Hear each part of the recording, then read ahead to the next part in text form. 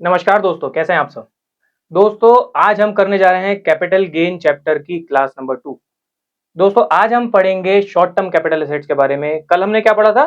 कल हमने पढ़ा था कैपिटल एसेट्स के बारे में।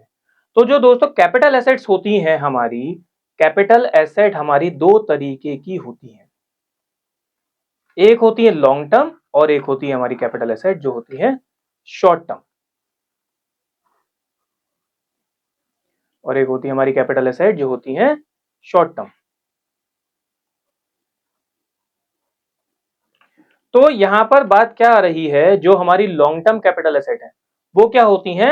जो लॉन्ग टर्म कैपिटल एसेट होती है वो होती हैं वो कैपिटल एसेट विच आर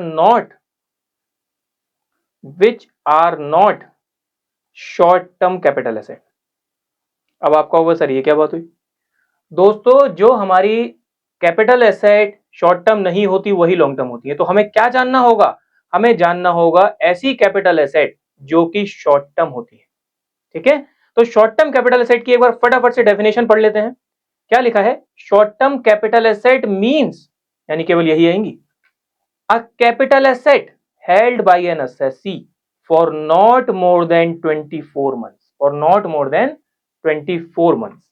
अगर 24 महीने से ज्यादा होल्ड करी है कैपिटल एसेट को तो वो क्या हो जाएगी दोस्तों? वो हो जाएगी लॉन्ग टर्म कैपिटल एसेट। तो यहां पर ध्यान देने वाली बात क्या है? शॉर्ट टर्म कैपिटल एसेट कौन सी बताइए फटाफट से, जिनका होल्डिंग पीरियड कितना होना चाहिए? होल्डिंग पीरियड कितना होना चाहिए बताइए? Up to 24 months. कुछ कैपिटल एसेट हमारी ऐसी भी होती हैं जिनका होल्डिंग पीरियड 12 मंथ्स होता है। फॉर सम कैपिटल एसेट जिनका होल्डिंग पीरियड 12 मंथ होता है। होल्डिंग पीरियड इज, बताइए कितना? Up to 12 month. Holding period up to 12 months. तो जो हमारी एसेट्स कैपिटल एसेट्स ऐसी हैं जिनका होल्डिंग पीरियड 12 मंथ होता है वो कौन सी वाली हैं? फटाफट से देख लेते हैं। पहला है securities listed on recognised stock exchange. इसका मतलब क्या हुआ? इसका मतलब क्या हुआ? इसका मतलब हुआ शेयर्स या डिवेंचर्स जो भी रिकॉग्नाइज स्टॉक एक्सचेंज पर लिस्टेड हैं, इनके लिए 12 मंथ का पीरियड काउंट होगा, ना कि 24 मंथ का पीरियड काउंट होगा। अगर 12 मंथ से ज्यादा होल्डिंग पीरियड है तो क्या हो गई? वो लॉन्ग टर्म कैपिटल एसेट हो गई। ठीक है sir. Units of unit trust of India, units of equity oriented fund और zero coupon bond. UTI unit trust of India है, आप लोगों ने सुना होगा नाम उसका, उसके यूनिट्स हैं तो उनका भी होल्डिंग पीरियड 12 मंथ रहेगा for being short term capital asset. और अगर इक्विटी ओरिएंटेड फंड है, ये कौन से की बात हो रही है? ये जस्ट लाइक म्यूचुअल फंड की बात हो रही है। तो अगर म्यूचुअल फंड इक्विटी वाले हैं तो उनका भी होल्डिंग पीरियड 12 मंथ, और अगर जीरो कूपन बॉन्ड है तो उनका भी होल्डिंग पीरियड 12 मंथ रहेगा, अगर वो शॉर्ट टर्म है तो। और अगर लॉन्ग टर्म है तो मैटर अलग हो गया। उसके बाद है यहां पर वही चीज लिखी हुई है, 24 मंथ की जगह 12 मंथ माना जाएगा। अब हमारे पास कुछ पीरियड ऐसे हैं, कुछ केसेस ऐसे हैं जिनमें हमें कुछ पीरियड एक्सक्लूड करना है, कुछ पीरियड इंक्लूड करना है, और कुछ के लिए कुछ पीरियड स्पेसिफाइड है कि वहीं से काउंट होगा। तो यहां पर क्या बात हो रही है? हमें पीरियड कैलकुलेट करने के लिए, होल्डिंग पीरियड कैलकुलेट करने के लिए कुछ का पीरियड एक्सक्लूड करना है। अगर कोई कंपनी, बताइए, अगर कोई कंपनी लिक्विडेशन में चली गई है, कंपनी लिक्विडेशन में जा रही है, लिक्विडेशन का मतलब क्या होता है? कंपनी बंद हो रही है। तो अगर कंपनी बंद हो रही है तो उसके बाद का holding period, subsequent holding period क्या होगा? हमें काउंट नहीं करना। सब्सिक्वेंट होल्डिंग पीरियड हमें काउंट नहीं करना। सर ये लिखा हुआ कहां पर है? अभी बताता हूं। नहीं करना काउंट, डू नॉट काउंट। देखिए, there shall be excluded the period subsequent to the date on which the company goes into liquidation। ठीक है, तो हमें होल्डिंग पीरियड काउंट नहीं करना आफ्टर द लिक्विडेशन। समझ में आ गई आपको बात? जी सर, आ गई समझ में।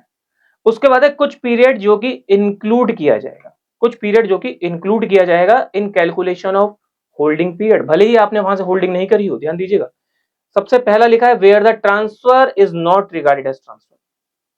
अभी हम पढ़ेंगे आगे सेक्शन 70 और हम पढ़ेंगे आगे सेक्शन 73। मैं इस बिल की ही बात कर रहा हूँ, पुराने वाले की बात नहीं करूंगा, पुराने वाले एक्ट के सेक्शंस की कभी कभी कर लूंगा जब कभी मन करेगा तो, ठीक है। अब आप कहोगे सर ऐसा क्यों? क्योंकि बेटा क्लास किसकी है? क्लास मेरी, तो मेरी मर्जी ही तो चलेगी। चलिए, कुछ चीजें ऐसी होती हैं जहां पे ट्रांसफर को ट्रांसफर नहीं माना जाता, transfer not regarded as transfer, transfer not regarded as transfer. अब आप कहोगे सर ऐसा किन केसेस में होता है? कुछ एग्जांपल्स दे रहा हूं आपको मैं ये बात। ऐसा होता है गिफ्ट के केस में, ऐसा होता है विल के केस में, ठीक है, ऐसा होता है आपका अमलगमेशन के केस में, ऐसा होता है डीमर्जर के केस में, और ऐसा होता है इररेवोकेबल ट्रस्ट के केस में।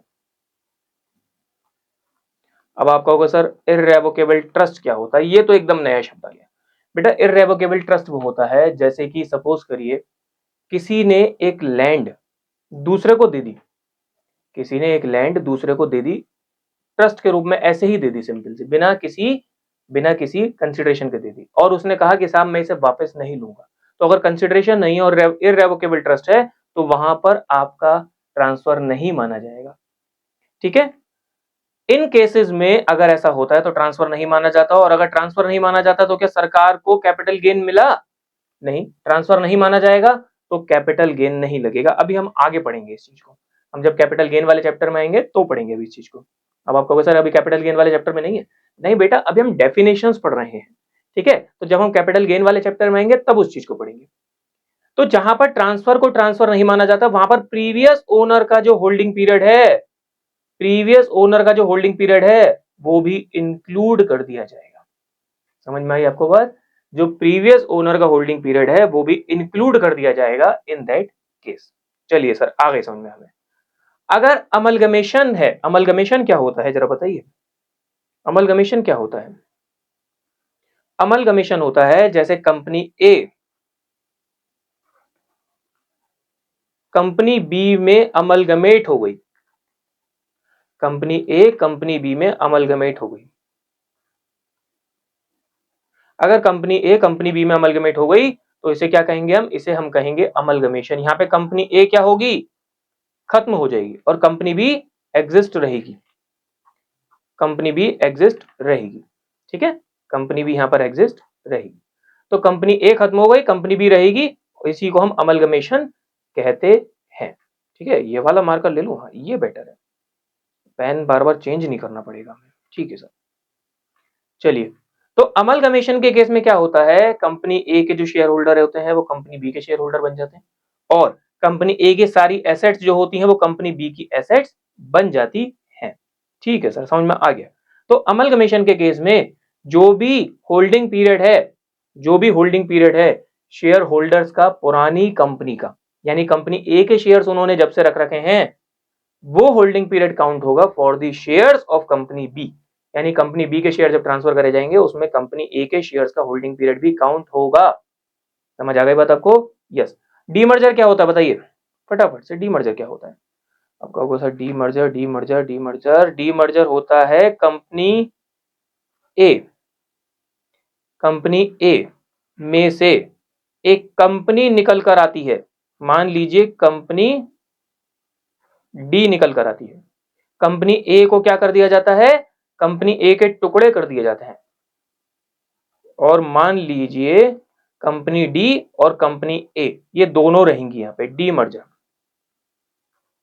इसे हम कहते हैं डीमर्जर। जब कंपनी ए का डीमर्जर होगा तो एक तो कंपनी डी निकल आई और एक कंपनी ए वो ऑलरेडी रहेगी ही रहेगी, तो इसे हम कहते हैं डीमर्जर। डीमर्जर के केस में क्या होगा बताइए, कंपनी ए के जो शेयर होल्डर्स हैं, कंपनी ए के जो शेयर होल्डर्स हैं, कंपनी ए के जो शेयर होल्डर्स हैं वो बताइए किसके शेयर होल्डर बन जाएंगे? वो बन जाएंगे shareholder of company D and A, and company A, वो दोनों के शेयर होल्डर बन जाएंगे। तो जो कंपनी डी के शेयर्स उनको मिल रहे हैं ये सिर्फ एक डीमर्जर की वजह से मिल रहा है, उन्होंने खरीदे नहीं। तो कंपनी डी के शेयर्स का जो होल्डिंग पीरियड होगा उसमें कंपनी ए के शेयर्स का होल्डिंग पीरियड भी काउंट किया जाएगा। बोलिए, क्लियर है? जी सर, समझ आ गया हमें। चलिए